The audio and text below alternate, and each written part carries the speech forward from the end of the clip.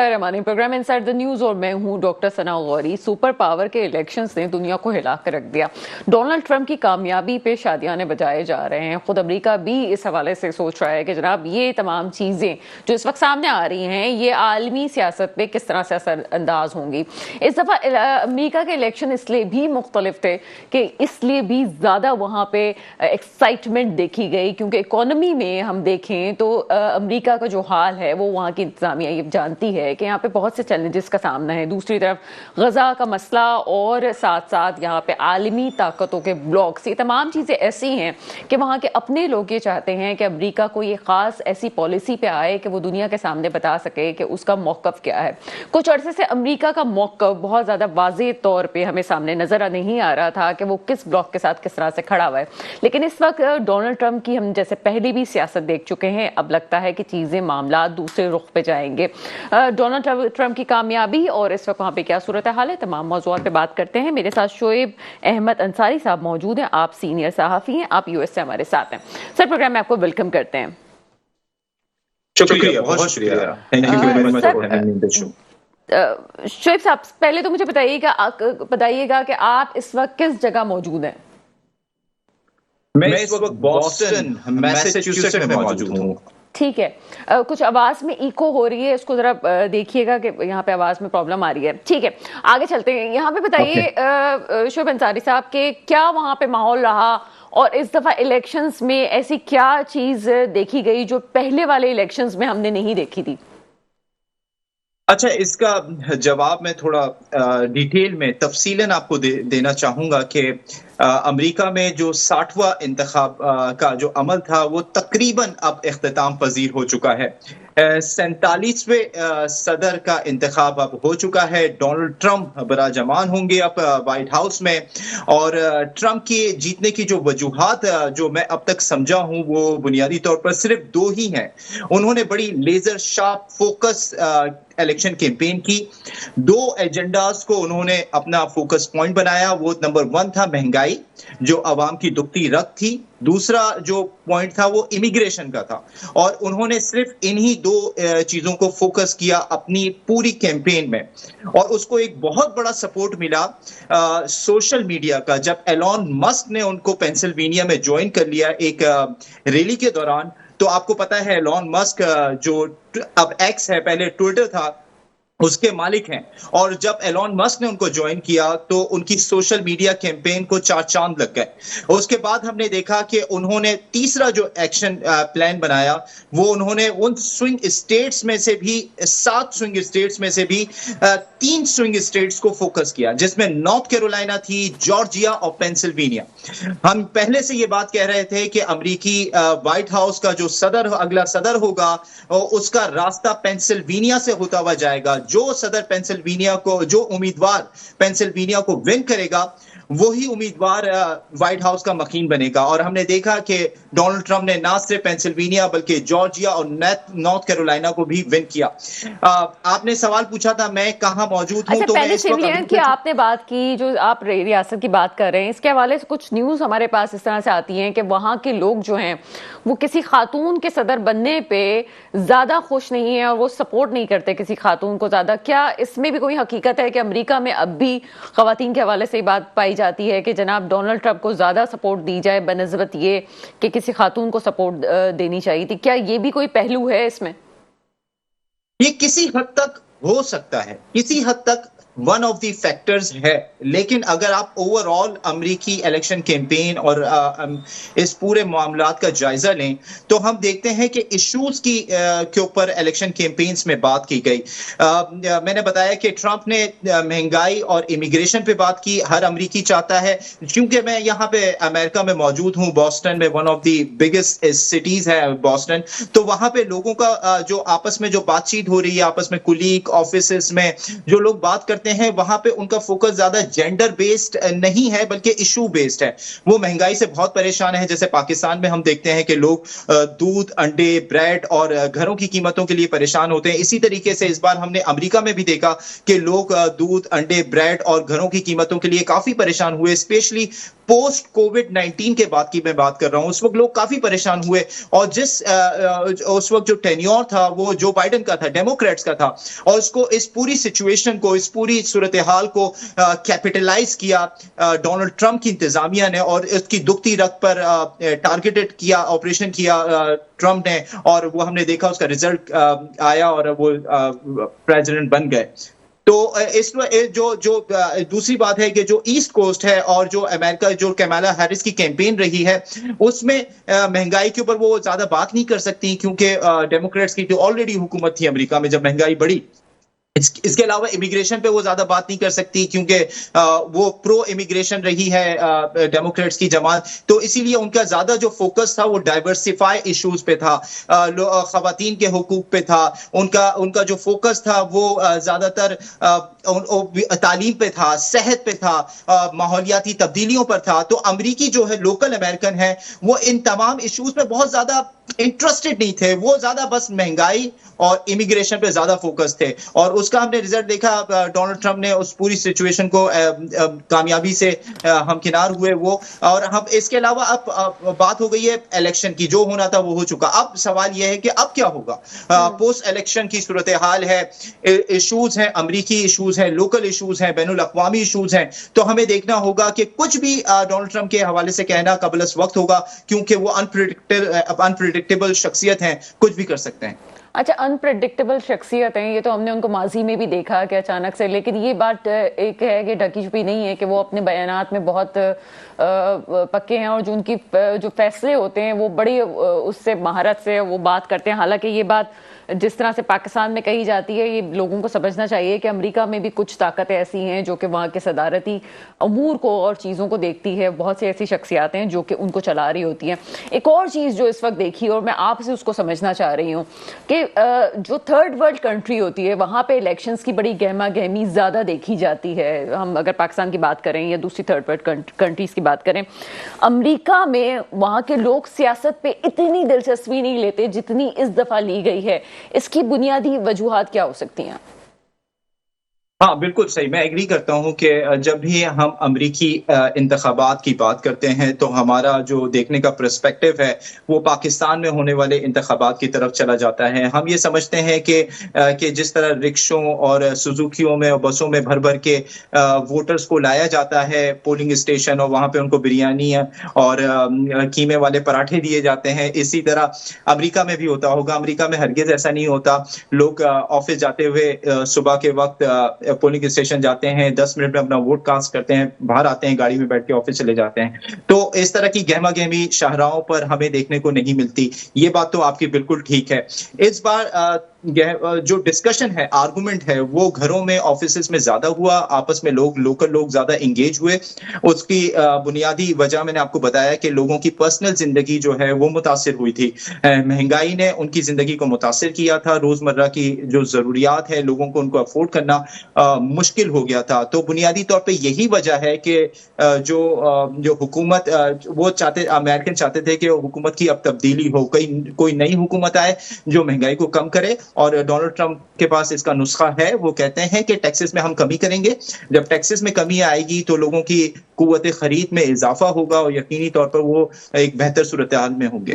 एक और बात आपसे पूछेंगे कि अभी जो बाइडेन की दफा में इजराइल के साथ एक खास पॉलिसी रही है जिसपे खुद अमेरिका के अंदर भी इख्तलाफ पाया गया है। आगे आप क्या समझते हैं कि इस हवाले से आप खुद क्या देख रहे हैं कि इजराइल की इतनी ज्यादा फेवर करने से क्या वहाँ का मकामी शख्स, उसको कोई फर्क पड़ता है, या ये सिर्फ बातें हैं कि जी अमेरिका के अंदर खुद इस हवाले से एक नापसंदीदगी पाई जाती है कि इतनी ज्यादा इजराइल की फेवर की जाए और गजा में जो कुछ हो रहा है उस पर आंखें बंद कर दी जाएं?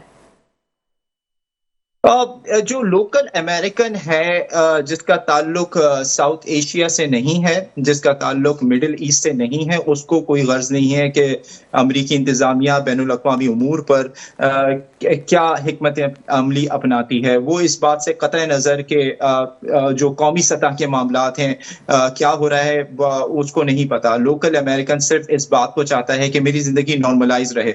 वो यहाँ पे तो नॉर्मल जो मेजॉरिटी अमेरिकन है वो तो न्यूज़पेपर भी नहीं पढ़ते, उनको पता भी नहीं है कि क्या हो रहा है। अनटिल अनलेस कोई एहतजाज हो रहा हो तो उनको पता चलता है कि गजा में कोई जंग भी हो रही है, वैसे तो उनको इस चीज का पता ही नहीं होता।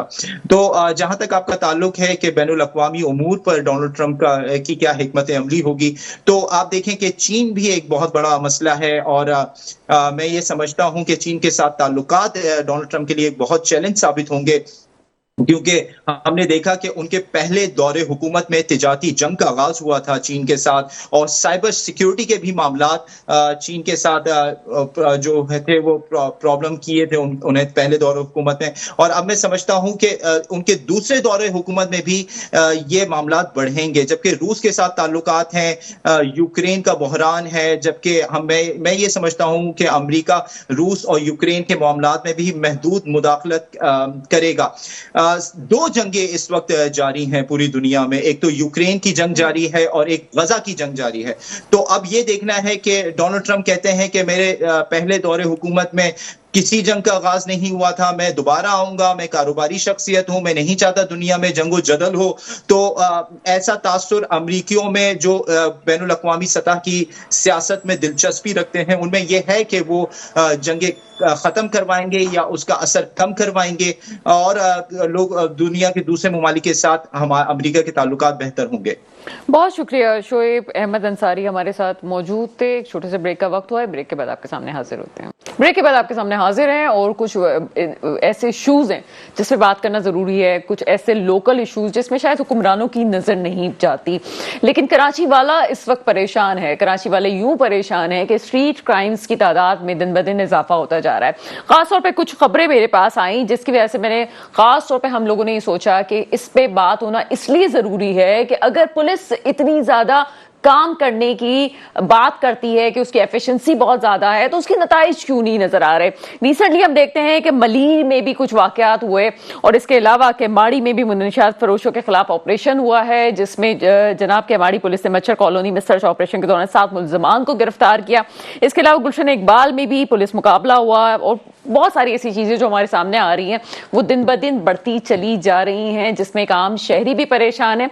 लेकिन ये मामले थम क्यों नहीं रहे। पहले ये कहा जा रहा था जनाब गैर मुल्की इन तमाम चीजों में मुलव्विस हैं, जो कि कराची में हो रहा है, लेकिन उसके बावजूद यहाँ पे कुछ गैर मुल्कियों को, आपने देखा होगा जब निगरान हुकूमत का सेटअप हुआ तो यहाँ पे कराची से बेदखल किया गया। ठीक है जनाब, ये आपकी गवर्नमेंट की वफाकी पॉलिसी जरूर हो सकती है, लेकिन क्या ये मसले का हल है, या फिर ये जो क्राइम्स हो रहे हैं कराची में ये बाकायदा एक चेन है जिसको ऑर्गेनाइज क्राइम कहा जाता है। और उस ऑर्गेनाइज क्राइम की जब हम बात करें तो उसमें होता ये है कि किसी ना किसी चेन से कहीं ना कहीं किसी ऐसे शख्स का ताल्लुक होता है जो कि कानून नाफिज करने वाले इदारों के साथ होता है। ये एक कड़वी हकीकत, तब हकीकत जरूर है, लेकिन बात होना जरूरी है। अब कराची वाले और जहां बहुत से मसाइल का सामना कर रहे हैं, ये मसले दिन ब दिन बढ़ते जा रहे हैं, जो स्ट्रीट क्राइम्स हैं उससे परेशान हो चुके हैं। मेरे साथ आज प्रोग्राम में मौजूद हैं मुस्लिम परवेज साहब, आपका जमात इस्लामी से ताल्लुक है, सर प्रोग्राम में आपको वेलकम करते हैं। और मुझे ज्वाइन कर चुके हैं सैयद फैसल हुसैन साहब, सीनियर सहाफी हैं, सर प्रोग्राम में आपको वेलकम करते हैं।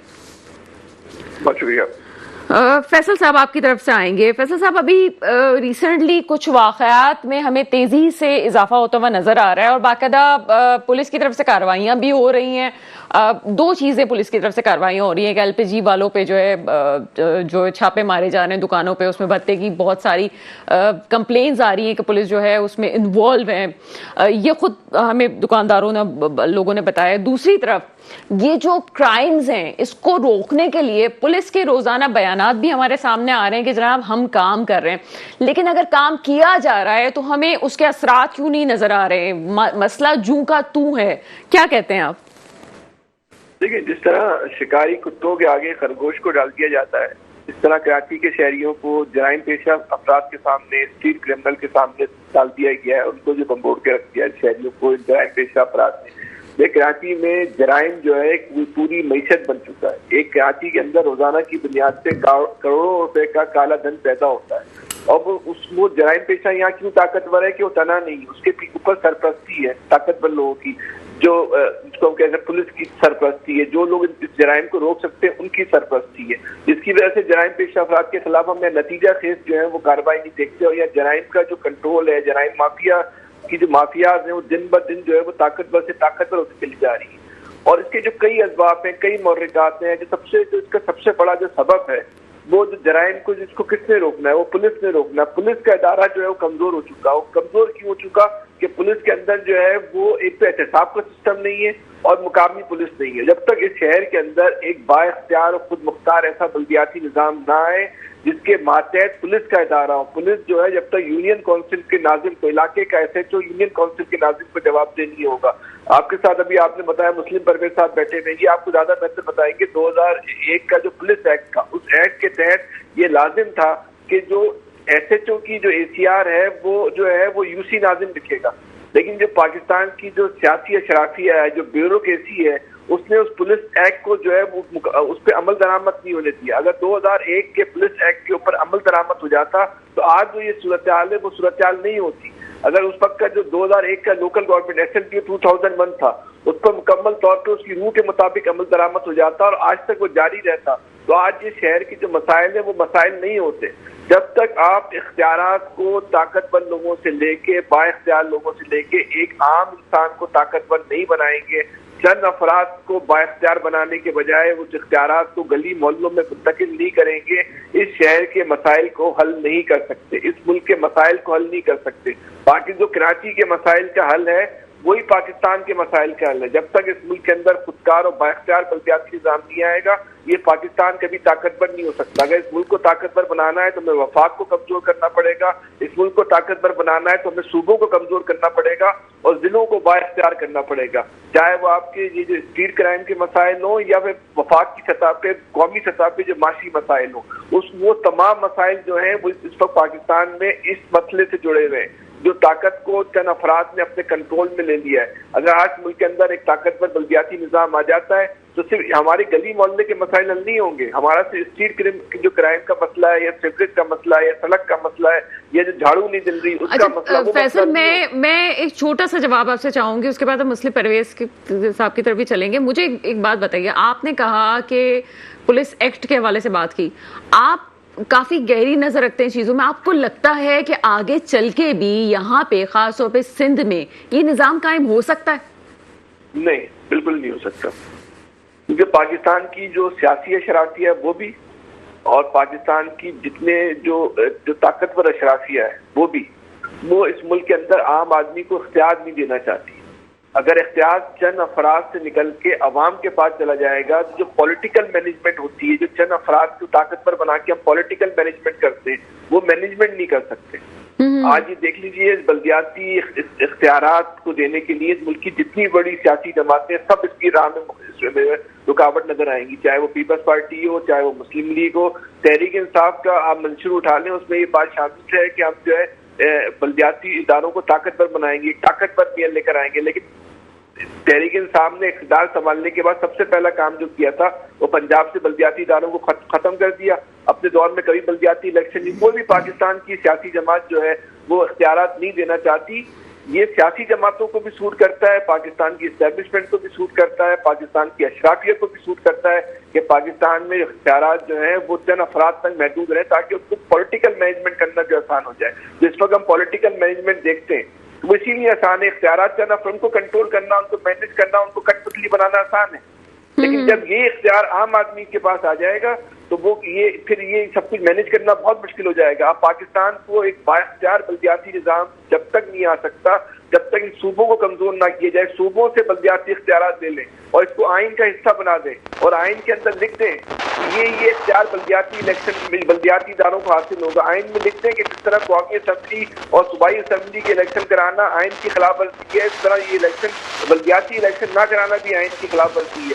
جب تک اس ملک میں بلدیاتی الیکشن نہیں ہوں گے، قومی اور صوبائی اسمبلی کا الیکشن نہیں ہوگا، جب تک نہیں ہو سکتا۔ لیکن یہ اس موجودہ سیاسی اشرافیہ کی موجودگی میں کبھی بھی اس ملک کے اندر ایک با اختیار بلدیاتی نظام نہیں ہے۔ جی فیصل میرے ساتھ ہی رہیے گا۔ مسلم پرویز صاحب آپ کی طرف آتے ہیں، پولیس ایکٹ کی بات کی، ہم چیزوں کو جس طرح سے لے کے چل رہے ہیں اور ہم چاہ رہے تھے کہ چیز واقعی مسئلے کا حل، تو کیا یہ جو جرائم کی روک تھام ہے یہ اسی صورت ہو سکتی ہے جس طرح سے فیصل نے بات کہی کہ جناب لوکل انتظامیہ کے انڈر جب تک چیزوں کو نہیں لے کے آئیں گے، جب تک مسئلے حل نہیں ہوں گے، چاہے وہ پولیس ڈپارٹمنٹ ہی کیوں نہ ہو؟ کیا کہیں گے آپ؟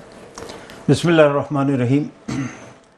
فیصل نے بہت خوبصورتی سے ساری باتوں کو جو ہے پیش کیا ہے، اور وہ بالکل میرا خیال یہ ہے کہ ٹھیک کہا انہوں نے جو کچھ بھی کہا ہے.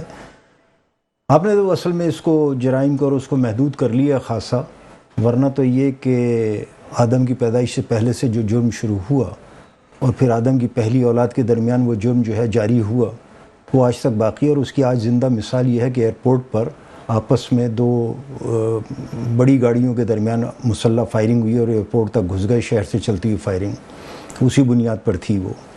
اور آج ہی جو ہے وہ ایک 5 لاکھ روپے بینک سے لے کر نکلا تو اس کو گولی مار دی. لیکن آپ نے اس کو محدود کیا ایک مخصوص چیز پر، تو میں اسی طرف آ جاتا ہوں. ورنہ تو یہ ایک بڑا طویل ہے کہ معاشرتی جرائم ہیں، معاشی جرائم ہیں، اخلاقی جرائم ہیں، شرعی جرائم ہے وغیرہ وغیرہ بتحاشا. یعنی ایون جھوٹ بولنا جو ہے بہت بڑا جرم ہے اور اس کی وجہ سے بہت سارے ہوتے ہیں.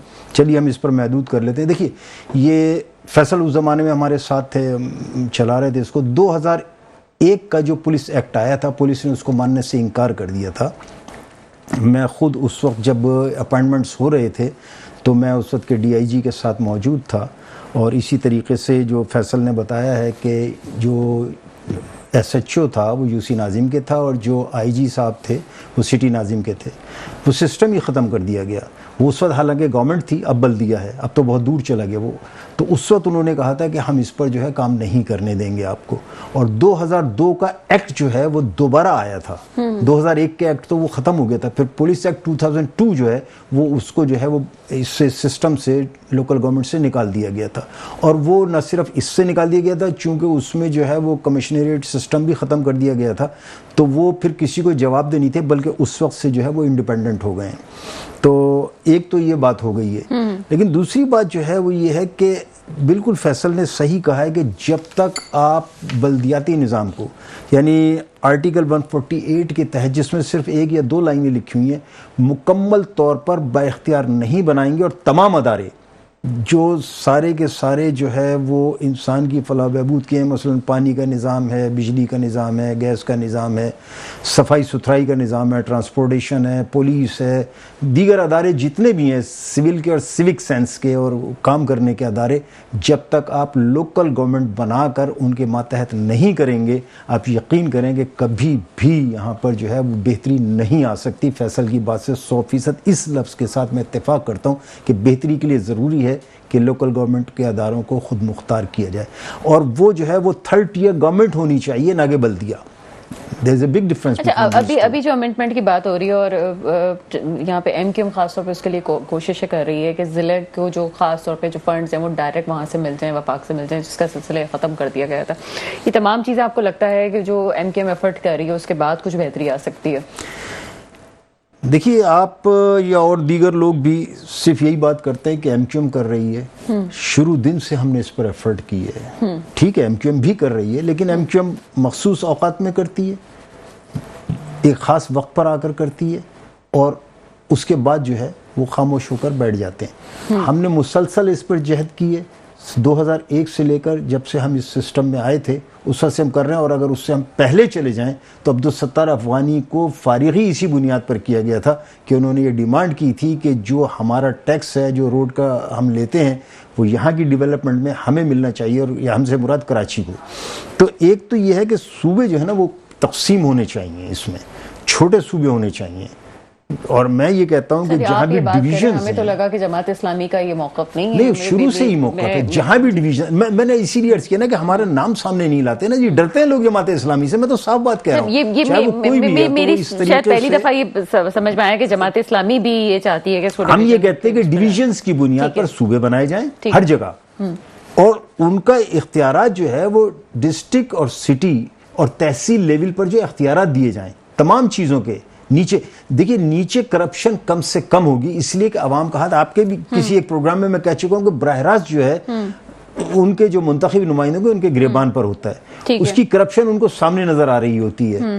وہاں تک اگر چیز ہو جائے نا تو پھر کوئی ایشو نہیں ہوتا. میں آپ سے کچھ لیکن اس کو گورنمنٹ ہٹا کر دوبارہ بلدیہ کر دیا. کچھ سخت سوالات یوں ہیں کہ جماعت اسلامی پہ ایم کیو ایم کا یہ الزام بھی ہے کہ آپ جو باتیں کر رہے ہیں وہ پہلے وہ کر چکے. انہوں نے کہا تھا کہ آپ بلدیات سے بائیکاٹ کریں، لیکن آپ نے نہیں کیا تھا. وہی اختیارات کا مسئلہ تھا. میں اس پہ آتی ہوں، لیکن پہلے میں سید فیصل صاحب کی طرف جاؤں. فیصل صاحب مجھے یہ بتائیے گا کہ ابھی پولیس ڈپارٹمنٹ میں ریسنٹلی تبادلے کیے گئے ہیں تاکہ مسائل حل ہو جائے. آپ کو لگتا ہے کہ تبادلے مسائل کا حل ہیں اور اس طرح سے امن و امان میں بہتری آ سکتی ہے؟ دیکھیے ایک بات پہ سمجھنے کی ضرورت ہے کہ جو افسر لگایا جا رہا ہے یا ہٹایا جا رہا ہے وہ افسر اچھا ہوگا, اس کی کمپیٹنسی اچھی ہوگی. دیکھیں مسئلہ یہاں انسانوں کا نہیں ہے, یا انسانوں کا مسئلہ جو ہے وہ پرائمری نہیں ہے, یہاں بنیادی مسئلہ نظام کا ہے. جب تک وہ نظام درست نہیں کریں گے, جب تک وہ جو گڑھے کے اندر جو کنویں کے اندر جو کتا مرا ہوا اس کتے کو نہیں نکالیں گے آپ اس کے اندر جتنا بھی جو ہے وہ پانی ڈالتے رہے پانی نے گندا ہی ہونا ہے. نظام کو, اس ملک کے نظام کو تبدیل کرنے کی ضرورت ہے. اس نظام کو تبدیل کیے بغیر آپ اس ملک کے کسی مسئلے کو حل نہیں کر سکتے. آج کی دنیا کا جو پاکستان کی گورنمنٹ کا جو ماڈل ہے جس میں پاکستان کی حکومت چلتی ہے, آپ نے دنیا کے کسی کامیاب ملک سے یہ ماڈل دکھا دیں گے اس ماڈل کے اوپر دنیا نے کوئی کامیاب ملک چل رہا ہو؟ نہیں چل رہا. یہ دنیا کا کوئی ایسا کامیاب ملک دکھا دیں جہاں پہ جو ہے وہ بلدیاتی نظام, طاقتور بلدیاتی نظام نہ ہو, آپ دکھا دیں. نہیں ایسا کوئی کامیاب ملک جہاں پہ. فیصل, آپ چونکہ بہت سے سیاسی معاملات کو خاص طور پہ کراچی کے ساتھ کو جانتے ہیں, میں پوچھنا چاہوں گی کہ میری پروگرام میں ایم کیو ایم کی اعلیٰ قیادت آئی اور انہوں نے یہ بات کہی جب 26ویں آئینی ترمیم کے حوالے سے بات ہو رہی تھی, اس وقت پاس نہیں ہوئی تھی, منظور نہیں ہوئی تھی. اس وقت انہوں نے کہا کہ جو کراچی کے مسائل ہیں, ضلع کی سطح پہ ضلع کو اختیار دینا یا اور بہت ساری چیزیں, کوٹا سسٹم ہو گیا, تمام چیزیں ہو گئی, اب ہمارے ہاتھ میں گوٹ ہے اور ہم اس صورت میں مانیں گے 26ویں آئینی ترمیم پہ ووٹ دینے کے لیے جب ہمارے کراچی کے مسائل کو حل کیا جائے گا. اس کے بعد معاملہ رفع دفع ہو جاتا ہے, آئینی ترمیم بھی پاس ہو جاتی ہے. آپ کو لگتا ہے کہ آگے پائپ لائن میں ایسا کوئی منصوبہ ہے, چیزیں ہیں کہ ایم کیو ایم جو بات کر رہی ہے کراچی والوں کے لیے وہ بہتر طریقے سے صحیح ہو سکے اور وہ فیڈرل تک اپنا پیغام لے کے جا سکیں؟ یہ مجھے پتا ہے کہ بلیک میلنگ کی سیاست ہے, لیکن ہوتا تو ہے, حقیقت تو ہے, لیکن آپ کو لگتا ہے کہ ایسا ہونے جا رہا ہے؟ وہ آپ کا سوال ایسا ہے کہ وہ آپ کے موضوع سے بہت الگ نکل جائے گا, لیکن چلے آپ نے پوچھ ہی دیا ہے تو میں بالکل اتنی سی بات کہتا ہوں. جو ایم کیو ایم کا ووٹ ہے, جو 22 ووٹ ہیں ایم کیو ایم کے, وہ ایم کیو ایم کے ہاتھ میں نہیں ہے. اور وہ ایم کیو ایم کے ہاتھ میں اس لیے نہیں ہے کہ وہ ایم کیو ایم نے وہ سیٹیں جیتی نہیں ہیں, ان کو دی گئی ہیں. اور یہ تو خود ان کی جو وائس جو کیا کہتے ہیں جو لیک ہوئی ہے اس میں انہوں نے خود کہا ہے کہ میں بٹھا کے بات سمجھا دی گئی ہے کہ آپ کا تو سارا ہی مینڈیٹ جو ہے وہ جاتی ہے, کسی اور نے نہیں کہا ان کی اپنی. بہرحال یہ تو بات کہیں اور چل جائے گی. دیکھیں ووٹ تو ہو سکتا ہے کہ 47 پہ مولانا صاحب بھی جیتے ہوئے ہوں, لیکن ایک قوت ہوتی ہے نا, جو ایک ہمت ہوتی ہے, جو طاقت ہوتی ہے جہاں اپنی بات منوا سکتے ہیں, اس طاقت کی جو ہے نا وہ ہمیں ایم کیو ایم میں کمی نظر آتی ہے. اس طرح مولانا صاحب نے 8 سیٹوں کے اوپر اسٹینڈ کیا, ایم کیو ایم 22 سیٹوں پر لے لیتی, یہ طے کرتی کہ ہم طے کریں گے. بھائی یہ جو بلدیاتی الیکشن کی 3 باقی تو ایم کیو ایم کا جو ان کا حکومت کا جو اوریجنل ایجنڈا تھا, جو اوریجنل جو ان کا جو آئین کا ڈرافٹ تھا, اس پہ بھی ایم کیو ایم کو کوئی اعتراض نہیں تھا نا. تو آپ تو صرف یہ بولتے ہیں ہم تو آپ کی ساری شرائط مان رہے ہیں, یہ 2 لائنیں ہماری بھی ڈال دو. اگر ایم کیو ایم نے ذکر اور تذکرہ بھی کیا ہو تو بتا دیں.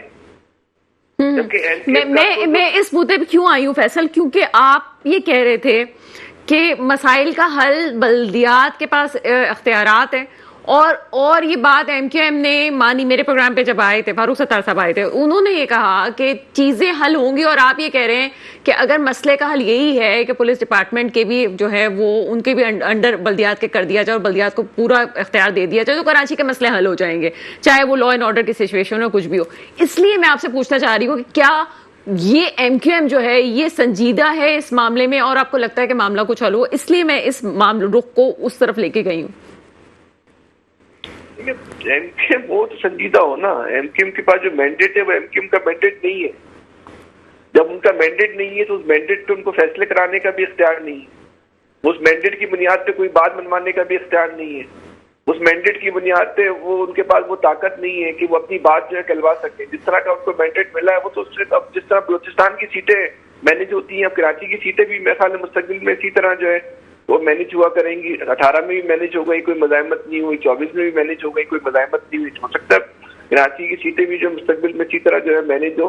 لیکن چلے یہ تو ایک الگ ڈیبیٹ ہے. لیکن اس ایم کیو ایم کی موجودہ جو اس وقت صورتحال ہے, ان کی آپس کے جو مسائل ہیں, ان سے آپ یہ توقع کر رہے ہیں کہ مینڈیٹ کی بنیاد پر یہ مسائل حل کروا لیں گے یا بلدیاتی جو اس کی شکیں اس کو شامل کروا لیں گے, ممکن نہیں ہے, نہیں کروا سکتے.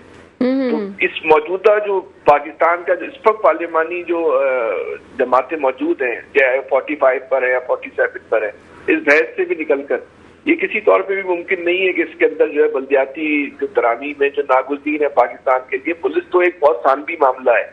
یہ جی ایس ٹی ٹیکس بھی جو ہے نا وہ لوکل گورنمنٹ کے پاس ہونا چاہیے. پوری دنیا میں جی ایس ٹی لوکل ٹیکس ہے، یہاں وفاق نے جو ہے وہ قبضہ کیا ہوا ہے. یہاں پورٹ کا ٹیکس جو ہے وہ کے ایم سی کے پاس ہونا چاہیے، اس پہ وفاق نے جو ہے قبضہ کیا ہوا ہے. سمندر کراچی میں ٹیکس بھی کراچی کے پاس ہونا چاہیے.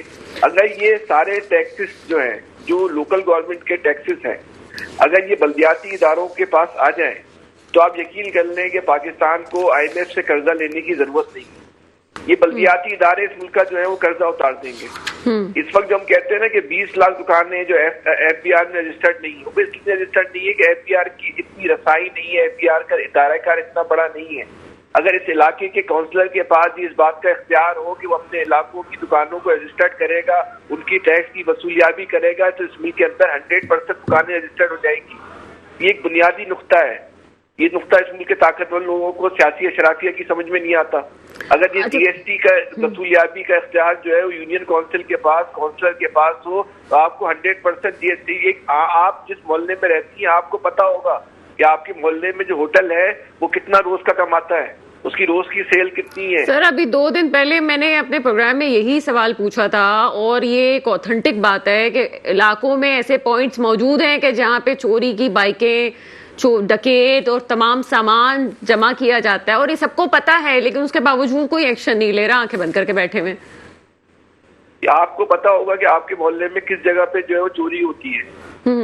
اگر آپ کے محلے کا ہی کوئی نوجوان لڑکا علاقے کا ایس ایچ او بنے گا یا ایس ایچ او جو ہے نوجوان کونسلر کے انڈر میں ہوگا تو اس علاقے کے اندر جو ہے وہ چوریاں بند ہو جائیں گی، اس علاقے کے اندر انکروچمنٹ ختم ہو جائے گی. اور جب آپ کی گلی محلے میں اس بات کا اختیار ہوگا کہ جو جھاڑو دینے کا جو اختیار آپ کی گلی کے کسی لڑکے کے پاس ہوگا، اگر وہ جھاڑو نہیں دے گا تو آپ گھر سے نکل کے اس کا گریبان پکڑ لیں گی.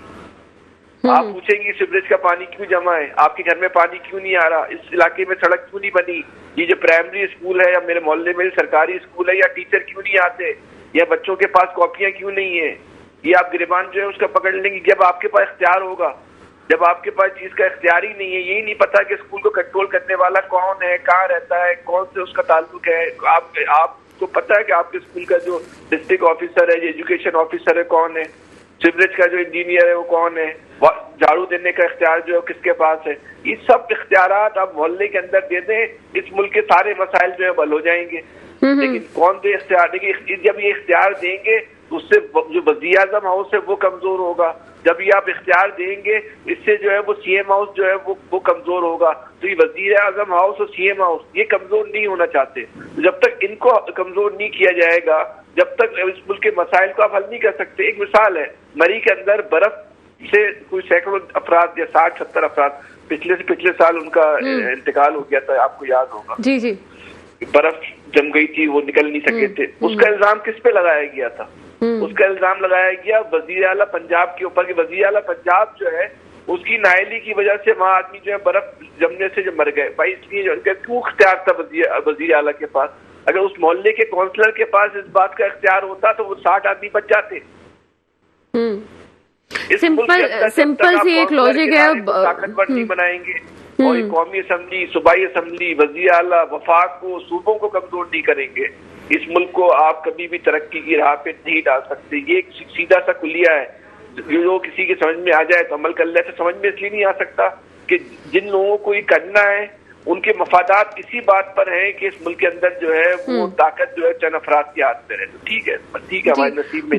بہت شکریہ فیصل حسین صاحب میرے ساتھ موجود تھے. اور تصویر کا 2 رخ آج کل جو ہے تمام چیزوں پہ ہم جب پروگرام کرنے بیٹھتے ہیں تو ایک نئی حقیقت ہمارے سامنے آتی ہے، اور حقیقت اس میں یہ نظر آ رہی ہے کہ کراچی اور پورا اوور آل پاکستان کی ہم بات کریں تو، لیکن خاص طور پہ کراچی کی کیوں بات کر رہے ہیں ہم؟ اس لیے کیونکہ یہاں پہ جب پورے ملک سے لوگ آ رہے ہیں یہاں پہ کام کرنے کے لیے تو مسئلے تو حل ہونے ہیں، اور اگر مسئلے اس وقت حل نہیں ہوئے تو کب ہوگے؟ اور اس وقت جس طرح سے میرے دونوں مہمان گرامی بات کر رہے ہیں اس کا واحد جو مسئلے کا حل نظر آیا ہے وہ یہ ہے اختیارات اور اختیار کی تقسیم. اور اگر ڈویژنز میں تقسیم نہیں کیا گیا تو مسئلے حل نہیں ہوں گے. کچھ اور بات کریں گے اس پر، خاص طور پہ جماعت اسلامی سے ان کا موقف لیں گے. ایک چھوٹے سے بریک کا وقت ہوا ہے، بریک کے بعد آپ کے سامنے حاضر ہوتے ہیں. بریک کے بعد آپ کے سامنے حاضر ہیں اور جماعت اسلامی کا موقف تمام چیزوں میں لینا ضروری ہے. سر جب مسئلے کا ہمیں یہ کنکلوژن نظر آ رہی ہے جس طرح سے فیصل صاحب نے کہا، آپ نے بھی کہا، کہا کہ جب تک لوکل سطح پہ اختیارات صحیح طریقے سے نہیں ہوں گے، جب تک مسئلے حل نہیں ہوں گے، لیکن ایم کیو ایم یہ کہتی ہے کہ اب تو آپ بلدیات میں ہیں، جماعت اسلامی بلدیات میں ہے، چیزوں کو کیوں نہیں روک رہی، آگے کیوں نہیں لے کے آ رہی، مسئلے حل کیوں نہیں ہو رہے ہیں، چاہے وہ کوئی بھی پرابلم ہو. وہ کہتے ہیں جی جماعت اسلامی صرف ووٹ لے کے سائڈ میں اس لیے ہے کہ ہم نے ان سے کہا تھا کہ یہ چیزیں امینڈمنٹ کریں، آپ بائیک آؤٹ کریں، آپ نے بائیک آؤٹ نہیں کیا، تبھی مسائل جو ہیں وہ زیادہ ہوئے ہیں. کیا کہتے ہیں اس حوالے سے؟ دیکھیے، میں نے ابھی آپ کو بتایا کہ اختیارات جو ہے نا وہ آج سے نہیں، جماعت اسلامی شروع سے کہہ رہی ہے. ہم صوبوں کی تقسیم کی بھی بات کرتے ہیں اور ہم لوکل گورنمنٹ کی بات کرتے ہیں، اور مسلسل ہم نے یہ کہا ہے کہ آئین کے آرٹیکل میں ترمیم ہونی چاہیے. اور یہ موقع تھا کہ جب آئین میں، ہم تو نہ اسمبلی میں نہ سینٹ میں، قومی اسمبلی میں جہاں پر آئین میں ترمیم ہونی تھی، یہ تو موجود ہے نا. انہوں نے کیوں نہیں کروا لیا؟ انہوں نے کیوں نہیں وہاں پر بائیک آؤٹ کر دیا؟ انہوں نے کیوں نہیں احتجاج کیا اس پر؟ انہوں نے کیوں اس کو ووٹ دے دیا؟ سمپلی یہ کہہ کہ ہم یہ بات کر رہے ہیں. یہ تو عرصے دراز سے بیوقوف بنا رہے ہیں. اور ابھی جو بات ہوئی ہے کہ یہ تو اصل میں خود اپنے پاس کوئی اختیار نہیں رکھتے نا. دیکھیے، کوٹا سسٹم جو ہے 3 مرتبہ ایکسٹینڈ ہوا. کس نے ایکسٹینشن دیے؟ انہی لوگوں نے دیے نا. جو بلدیاتی نظام نہیں بلکہ لوکل گورنمنٹ تھی، 3rd ٹیئر گورنمنٹ تھی، اس کو ختم کس نے کیا؟ انہوں نے کیا نا، کرایا. مشرف صاحب کے دور میں ہوا نا 2 مرتبہ. اس کے بعد تو یہ ہو گیا نا، وسیم صاحب آ گئے. جب یہ میئر بنے اور یہ ہمارے پاس آئے تو میں نے وسیم صاحب سے کہا کہ جب ہم وہاں پر موجود تھے تو یہ اس وقت جو ہے وزیر بلدیات تھے، پہلے محمد حسین تھے، اس کے بعد وسیم صاحب آ گئے تھے. میں نے دونوں سے بیک وقت کہا کہ دیکھیں یہ چیزیں جو ہیں یہ ہمیں ڈیوالو ہونی ہے، ابھی تک ڈیوالو نہیں ہوئی. واٹر بورڈ ڈیوالو نہیں ہوا، ہمیں بلڈنگ کنٹرول اتھارٹی ہمیں ڈیوالو نہیں ہوئی، جو KBCA بننی تھی اس کو ڈیوالو ہونا تھا. انہوں نے نہیں ہونے دیا. میں نے اس وقت کہا تو انہوں نے تسلیم کیا تھا اس وقت مجھ سے ذاتی طور پر، میرے دفتر میں، جماعت کے دفتر میں، کہ ہم سے غلطی ہوئی، اس وقت ہم کر دیتے. انہوں نے تو خود ڈیوالو نہیں ہونے دیا چیزوں کو. انہوں نے روکا ہے، اوپر اس کو رکھا ہے. کوٹا سسٹم انہوں نے خود برقرار رکھا ہے، چیزوں کو اوپر یہ لے کر گئے. اور اس کی وجہ جو ہے ابھی آپ کے سامنے میرے ساتھی نے بیان کر دی کہ یہ خود اپنے کنٹرول میں نہیں ہے، کسی سے کنٹرولڈ ہوتے ہیں. اور حقیقت یہی ہے کہ نہ ان کا مینڈیٹ ہے نہ کچھ ہے. یہ میں آپ کے پروگرام میں بھی کہہ چکا ہوں پہلے بھی کہ یہ اس وقت جو ہے اقتدار میں آئے کہ جب ہم کو جو ہے سائٹ پر زبردستی کیا گیا، اور اس کے بعد سے یہ اسی وقت آتے رہے ہیں. تو یہ زبان سے میں ایک کراچی والی ہوں. ابھی آپ میں پروگرام کے حوالے سے میں بات نہیں کر رہی. مجھے ایک بتائیں کہ کراچی والا یا تو آپ کی طرف دیکھ رہا ہے، آپ کو بلدیات میں اچھا خاصا ووٹ ملا ہے، یا آپ ایم کیو ایم کی طرف بھی دیکھتا ہے، جرائم کی شرح بھی بڑھتی جا رہی ہے. آپ جو حل فیصل بتا کے گئے ہیں کہ جناب اس پہ حل ہو جائے، فیصل نے خود کہا کہ ایسا ہوتا ہوا نظر نہیں آ رہا. جماعت اسلامی اس پہ کیا کر سکتی ہے، کس طرح سے ایکشن لے سکتی ہے کہ جناب جہاں آپ بہت ساری تحریکیں چلاتے ہیں، حق دو عوام کو، یا پاکستان کے حوالے سے بات کرتے ہیں، کیا آپ کو نہیں لگتا کہ اب کراچی میں بھی جرائم کے خلاف بات کرنے کا اور تحریک چلانے کا وقت آ گیا؟ میرا خیال ہم نے تو مسلسل تحریک چلائی ہے. ایون میں نے نامعلوم کتنی جگہوں پر جا کر جو ہے وہ یہ بات کی ہے، پبلکلی سڑکوں پر احتجاج کیا ہم نے اس بات پر. قتل و غارت آج اس سال کا 109واں قتل ہوا ہے. آج کی تاریخ میں آپ کو بتا رہا ہوں 109واں قتل ہوئے آج. تو یہ کیا ہے؟ یہ ہم جو بات کر رہے ہیں، ایون یہاں بیٹھ کر اگر میں بات کر رہا ہوں تو یہ احتجاج کی ایک شکل ہے نا. تو ہم نے کب احتجاج نہیں کیا؟ پریس کانفرنسز میں ہم نے مستقل جو ہے حافظ نعیم الرحمن صاحب بھی بات کرتے رہے ہیں مستقل. ہم نے وہ بھی کیا، ہم نے سڑکوں پر بھی احتجاج کیا، ہم نے ریلیز بھی نکالی ہیں اس کے لیے. تو یہ کہنا نہیں، لیکن بات وہی ہے کہ جنہوں نے کرنا ہے وہ اپنے پاس ان اختیارات کو رکھتے ہیں. میں نے ابھی یہ بات چلی تھی یہاں پر کہ 2001 کا آرڈیننس منسوخ کر کے 2002 کا آرڈیننس انہوں نے جاری کیا، اور وہ کسی کے بھی اس سے اختیار سے نکل گئے. اب وہ وزیر اعلیٰ کو جواب دیں. آج آپ جو ہے ڈسٹرکٹ گورنمنٹ کا نظام نافذ کریں، 3rd ٹیئر گورنمنٹ بنائیں، اور تمام تر جتنے بھی سویک ادارے ہیں وہ سارے کے سارے جو ہے ڈسٹرکٹ گورنمنٹ کے حوالے کریں آپ. اور اس کے بعد جو ہے پھر آپ بات کریں رزلٹ کی، پھر آپ اوپن کریں خود کوئی بھی اقتدار میں آئے. پیپلز پارٹی سے کبھی 1 to 1 آپ نے مراد علی شاہ صاحب سے آپ کی قیادت سے بات کرنے کی کوشش کی کہ جناب اب یہ مسئلہ اتنا بڑھ چکا ہے، خاص طور پہ ابھی کیماڑی کی ہم بات کر رہے تھے، وہاں پہ منشیات والے مسئلے رہتے ہیں اور اب مزید ہوتے جا رہے ہیں. حالانکہ سندھ گورنمنٹ خاص طور پہ شرجیل انعام میمن صاحب جو ہیں وہ خاص طور پہ منشیات کے خلاف مہم چلا رہے تھے، انہوں نے کہا کہ خاتمہ ہو جائے گا، لیکن ابھی تک ہمیں وہ چیزیں نظر نہیں آ رہی. کیا آپ نے جماعت اسلامی نے کوشش کی کہ مراد علی شاہ صاحب سے پرائرٹی بیسس پہ اس پہ بات کی جائے کہ جناب ان چیزوں کو ختم ہونا چاہیے، منشیات کے معاملات کو ختم ہونا چاہیے؟ آپ کی طرف سے کیا ہو رہا ہے، پولیس کی طرف سے کیا ہو رہا ہے؟ کیا ایسی کوششیں ہوتی رہی ہیں؟ مستقل ہوتی ہیں، اب بھی ہوتی ہیں. دیکھیے، میں نے پہلے بھی بتایا ہے, میں آج پھر بتا رہا ہوں کہ پانی کے حوالے سے بھی میں بتا دوں کہاں کہاں جو ہوتی ہے. پانی کے حوالے سے بھی ان سے کہا کہ یہ K4 کا منصوبہ پورا ہو سکتا ہے. میں نے خود اپنی سروسز کو آفر کیا اور وہ جو ہے بے ایمانی سے جو ہے وہ اتنے ارب روپے جو ہے غرق ہو گئے اور نیا جو ہے وہ پروجیکٹ شروع ہو رہا ہے. آج بھی جو ہے 100 جو MDG ہونا چاہیے تھا, MGD اپنے ہب سے, وہ 30 آ رہا ہے. باقی کہاں جا رہا ہے, سوال یہ پیدا ہوتا ہے. جوازات یہاں بیٹھ کر آدمی کچھ بھی کہہ سکتا ہے, باقی پانی کہاں جا رہا ہے جو یہاں سے ابھی تک مکمل نہیں ہوا. کیوں نہیں ہوا؟ پانی کی بنیاد پر بھی جھگڑے ہو رہے ہیں, قتل و غارت گری ہو رہی ہے, مافیا اس کو لے کر جو ہے غلط کام کر رہی ہے, ٹینکرز جو ہے ان میں پانی آ جاتا ہے. تو کس چیز کو جو ہے ہم یہاں پر بات کریں گے؟ منشیات کوئی آج کا وہ ایشو نہیں ہے, منشیات ہمیشہ سے چل رہی ہیں. یہ ساری چیزیں جو ہے نیچے سے جرائم کے اس میں جو ہے وہ مالی معاونت اور مالی مفادات اتنے زیادہ ہیں کہ ان کو جو ہے وہ استعمال کیا جاتا ہے. اور مطلب آپ بھی یہ سمجھتے ہیں کہ پورا آرگنائز کرائم ہے, کہ پوری چین ہے؟ میں سمجھتا ہوں نہیں, ساری دنیا یہ سمجھتی ہے, خود کرنے والے بھی سمجھتے ہیں اور جانتے ہیں, اس سے مفادات لیتے ہیں, اور جو نہیں کرتے ان کو بھی سب کو پتا ہے. آج تو بچوں کو بھی پتا ہے کہ کیا ہوتا ہے کیا نہیں ہوتا. مطلب سب لوگ انوالو ہیں, SHO سے لے کے ملا کے وکیل اور تمام لوگ جو ہیں ان تمام چیزوں میں مقیم. سب لوگوں کو معلوم ہے کہ کہاں پر کیا ہوتا ہے, کہاں پر بکتا ہے, کتنے کا بکتا ہے, کہاں سے آتا ہے. دیکھیے منشیات جو ہے وہ کراچی میں پیدا نہیں ہوتی, کسی بھی نوعیت کی ہوں, وہ کہیں سے آتی ہیں یہاں پر. ان لوگوں کو معلوم ہے جو چھوڑتے ہیں اس کو, وہاں سے لے کر کراچی تک آتی ہیں. پھر یہاں جب ان کی تقسیم ہوتی ہے یونیورسٹیز میں اور دیگر جگہوں پر اور مختلف گھروں میں اور مختلف جہاں بھی ان کی بیٹھک ہوتی ہے وہاں پر, تو یہ کیسے آ جاتی ہیں ساری چیزیں, وہاں تک کیسے پہنچ جاتی ہیں؟ کسی نے کوئی ذریعہ ہے نا, کسی کے مفادات اس سے وابستہ ہیں. ایک بات کر رہے تھے ہم, منشیات کی بات کر رہے ہیں, روک تھام کی بات کر رہے ہیں, اس پہ معاشرتی پہلو کس حد تک انوالو ہو رہا ہے؟ جو آپ کہہ رہے تھے کہ اس کو ہم دیکھتے ہیں کہ اس کے ایک اور پہلو بھی نکلتا ہے, وہ کتنا زیادہ تیزی سے اثر انداز ہو رہا ہے لوگوں کی نفسیات پہ, اور نوجوان نسل اس طرف زیادہ آ رہی ہے, خاص طور پہ کراچی کی نوجوانوں کی میں بات کروں تو. دیکھیے آپ نے اچھا کیا کہ اس کو ذرا سا اور ڈائیورٹ کر لیا. یہ نہ صرف معاشرتی پہلو ہے اس کا, بلکہ معاشی پہلو بھی ہے اس کا.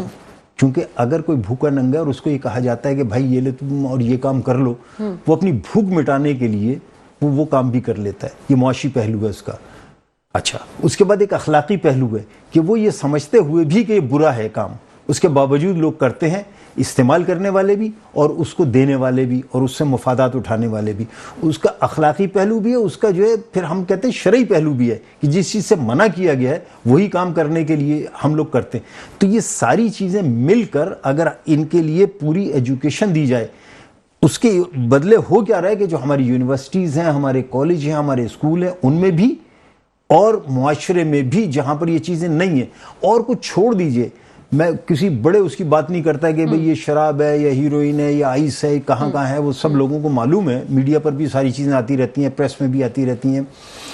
میں سمپلی یہ بات کر رہا ہوں کہ ہم عموماً کہتے ہیں یہ گٹکا ہے, یہ ماوا ہے, یہ فلانے ملک سے آیا ہے, یہ ہمارے یہاں پیدا نہیں ہوتا, یہ کہاں سے ہے, یہ ساری چیزیں ہم جانتے ہیں نا. آئے دن چھاپے بھی پڑھتے ہیں اور نکل آتے ہیں, اور پھر وہیں پر دوبارہ جو ہے اسی جگہ سے وہ گٹکا اور ماوا جو ہے وہ دوبارہ شروع ہو جاتا ہے. وہ جالب صاحب کی بات ہے نا کہ لے کے رشوت پھنس گیا ہے, دے کے رشوت چھوٹ گیا.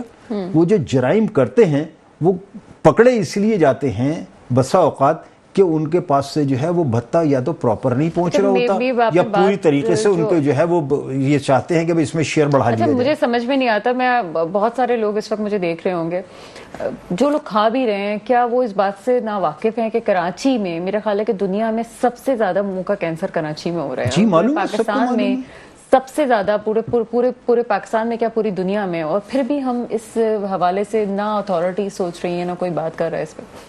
دیکھیے اتھارٹیز کون ہے, پھر وہی بات آ جائے گی, کون ہے اتھارٹیز؟ دیکھیے یا تو آپ کہیں گے منتخب نمائندے ہیں, یا مقتدرہ ہے, یا قانون نافذ کرنے والے جتنے بھی ادارے وہی ہیں نا اتھارٹیز. اور کون ہے اتھارٹی؟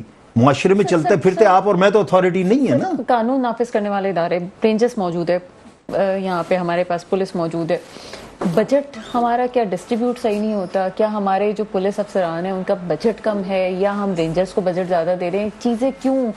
میں جو کنکلوژن میں یہی سمجھی ہوں کہ جب تک ہم ان اداروں کو, ہمیں بھی شاید یہ پالیسیز پہ ریویو کرنا چاہیے کہ کیا ان لوگوں کو اس طرح سے کام کرنے کی اجازت نہیں ہے کہ یہ کام نہیں کر پا رہے ہیں, ان کی تنخواہیں کم ہیں, کیا وجوہات ہیں اخلاقی طور پہ مسائل؟ میں اس کے ساتھ ساتھ ایک اور پہلو بھی جو میں ہمیشہ کہتا ہوں وہ بھی بتا دیتا ہوں.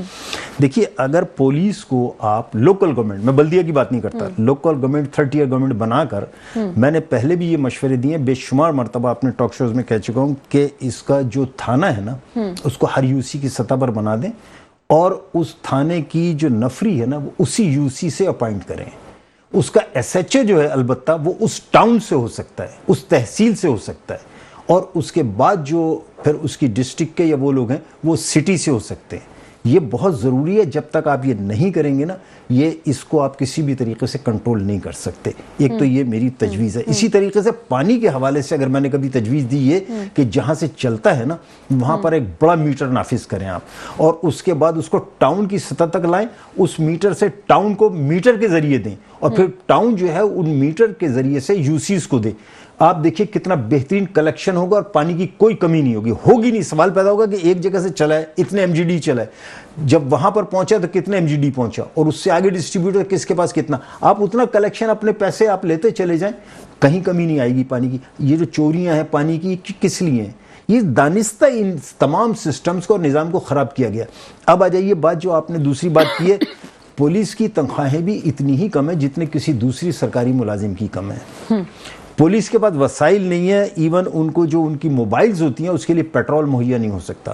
بجٹ کی آپ نے بات کی ہے, وہ جاتے ہیں کسی پیٹرول پمپ سے جو ہے وہ لیتے ہیں, اور پیٹرول پمپ کو پھر کھلی اجازت ہوتی ہے کہ وہ جو چاہے کرے, جتنا مرضی ہے, کم ناپے کم تولے یہ کرے. یہ جرائم کی ایک ایسی آپس میں گتھی ہے کہ جس کو سلجھانا جو اتنا آسان کام نہیں ہے, سوائے اس کے کہ جو بھی لوگ اس کو ہینڈل کر رہے ہو نا, پھر وہی بات ہے کہ نچلی سطح پر جو ہے جب تک آپ اختیارات دے کر کام نہیں کریں گے اور ہر ایک کو جواب دہ نہیں کریں گے, اور منتخب نمائندے جو ہے اپنی مرضی سے وہ نہیں لائیں گے کہ جن کے ذریعے سے جو ہے آپ کہیں کہ نہیں اب اس کو ووٹ دینا اور یہ کام کرنا اور یہ بولنا اور یہ بولنا اور یہ بولنا ہے, اس وقت تک میں کم سے کم آپ کی باتوں سے یہ بات سمجھی ہوں کہ جب آپ لوگ احتجاج کر رہے تھے مری روڈ پہ, تو ایک بات حکومت کی طرف سے آئی کہ جماعت اسلامی ہو یا کوئی بھی ہو, یہ مسئلے کا حل نہیں بتاتی اور یہ لوگ صرف احتجاج کرتے ہیں. ابھی آپ کی باتوں سے مجھے میں آپ کو مسلسل حل بتا رہا ہوں ہر چیز کا. مجھے بتا دیجئے کس چیز کا حل آپ کو چاہیے, انشاءاللہ یہاں بیٹھ کر پوری انتظامیہ کو, آپ کو, تمام چینلز کو, ہر اس کو جو میرے سے بات کرنا چاہتا ہے, کوئی بھی اینکر, میں انشاءاللہ اس کو حل دے کر جاؤں گا. مطلب وہ جو ہم سن رہے تھے, جیسے مراد علی شاہ صاحب نے پہلے بارشیں ہوئی تھی تو اس وقت بات کہی تھی کہ کراچی کا مسئلہ حل نہیں ہو سکتا جب یہ بات پانی بھرنے کی بات ہوئی تھی, لیکن آپ بتا رہے ہیں کہ چیزیں حل بھی ہمارے پاس موجود ہے, چیزیں بھی, اور آپ لوگ کام کرنے کے لیے بھی تیار ہیں ٹیم کے طور سے, اگر کوئی کرنا چاہے اور اگر کوئی سنسیئر ہو تو. بالکل ایسا ہی ہے. میں آپ کو میں نے آپ کو بتا دیا, پانی کا ایک حل بتا دیا میں نے آپ کو. پانی بہت ہے ہمارے پاس. میں نے ابھی آپ کو ہب کی بھی مثال دے دی اور یہاں کی بھی مثال دے دی. میں نے آپ کو پولیس کا بھی بتا دیا کہ کیا اس کا حل ہے. میں نے آپ کو دیگر چیزوں کا بھی جو ممکن تھی اس وقت بات کرنے کی, میں نے آپ کو حل بتا دیا. آپ کو اسپیسیفک چیز میرے سامنے کر دیں کہ اس کا حل کیا ہے, میں آپ کو ابھی حل دے کر اٹھوں گا یہاں سے. ٹھیک ہے. چیزیں سر بہت شکریہ, آپ ہمارے پروگرام میں آئے, اور میرے خیال ہے کہ کافی انفارمیٹیو چیزیں رہیں اور چیزیں حل ہونے کی ضرورت بہت ہے. اور مجھے حیرت اس بات پہ ہوئی کہ جو میرے دونوں مہمان تھے وہ جس بات پہ فوکس کر رہے تھے وہ یہ تھا کہ اگر کراچی کا مسئلہ حل کرنا ہے, خاص طور پہ چوری ڈکیتیوں کا مسئلہ اور پانی کے مسائل پہ ہی بات ہوئی. یہ تمام مسائل کا حل اس وقت ہے جب لوکل گورنمنٹ کو اختیارات دیے جائیں, اور بہت اچھا ابھی جو حل بتایا آخر میں سر نے, مسلم پرویز صاحب نے, تھانے کے حوالے سے کہ یو سی کے کنٹرول میں کر کے چیزوں کو بہتر کیا جا سکتا ہے, اس کے انڈر دیا جا سکتا ہے. لیکن ایک کراچی کے شہری ہونے کی حیثیت سے یہ سوال نہ صرف میرے ذہن میں بلکہ آپ لوگ پروگرام دیکھ رہے ہوں گے, آپ کے ذہن میں بھی یہ بات ضرور اٹھے گی کہ کیا واقعی اختیارات دینے کے لیے سندھ گورنمنٹ تیار ہے کہ نہیں ہے, کیا واقعی حل چیزیں ہو سکتی ہیں. اگر یہاں پہ میرے پروگرام میں بیٹھے ہوئے دو گیسٹ یہ بات کر سکتے ہیں, مسلم پرویز صاحب جماعت اسلامی سے, ایک stake holder Jamaat Islami stake holder ہے کراچی کی, اگر وہ وہ یہ بات کرتی ہے کہ ہم حل دینے کے لیے تیار ہیں. تو اگر ابھی سندھ گورنمنٹ سے کوئی مجھے سن رہا ہے اور لوگ ابھی سن رہے ہیں تو ان کو چاہیے کہ مسئلے کے حل کی طرف جائیں, کیونکہ اب وہ وقت آ گیا ہے, چاہے پورے پاکستان کی آپ بات کریں اور خاص طور پہ آپ کراچی کی بات کریں, کہ اگر ابھی آپ نے پرفارمنس نہیں دکھائی اور مسئلے کا حل نہیں دیا تو آگے آپ کی سب لوگوں کی سیاست کی دکانیں بند ہو جائیں گی. میرے ملک پہ وہ حکمران آئے جو واقعی میرے ملک کے مستقبل کی حفاظت کریں. اس کے ساتھ ہی پروگرام کا وقت ختم ہوتا ہے. مجھے اجازت دیجیے گا. خدا حافظ.